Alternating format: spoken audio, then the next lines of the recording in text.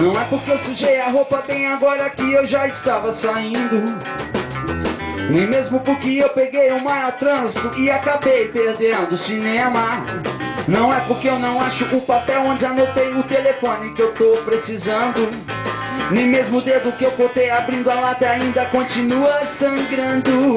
Não é porque fui mal na prova de geometria e periga eu repetir de ano, nem mesmo o meu carro que parou de madrugada só por falta de gasolina. Não é porque tá muito frio, não é porque tá muito calor, o problema é que eu te amo.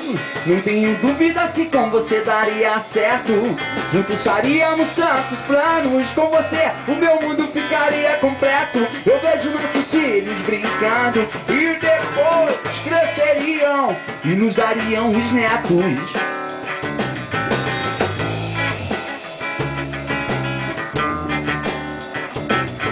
A fome que devora alguns milhões de brasileiros, perto disso já não tem importância. A morte que nos toma mãe insubstituível, de repente dela já nem me lembro.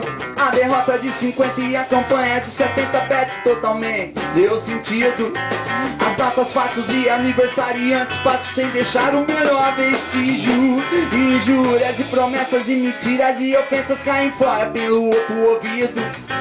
Roubaram a carteira com meu documento, aborrecimentos que eu já não ligo. Não é porque eu fiz, eu não fiz. Não é porque eu não fui, eu não vou. O problema é que eu te amo. Não tenho dúvidas que eu queria estar mais perto, e viveríamos por 1000 anos, porque o nosso mundo estaria completo. Eu vejo nossos filhos brincando com seus filhos e depois nos trariam bisnetos.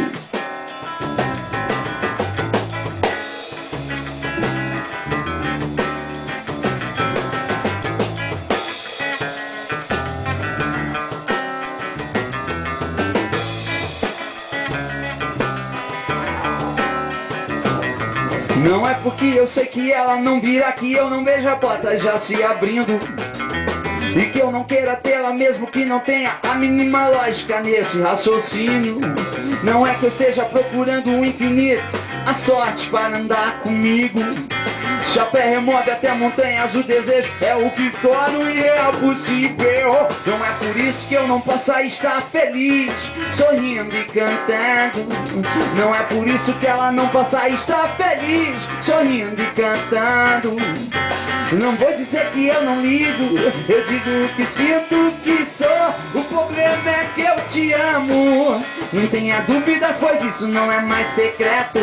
Nós viveríamos por 1000 anos, porque o nosso mundo ficaria deserto. Eu vejo nossos filhos lembrando com seus filhos, e já teriam seus netos.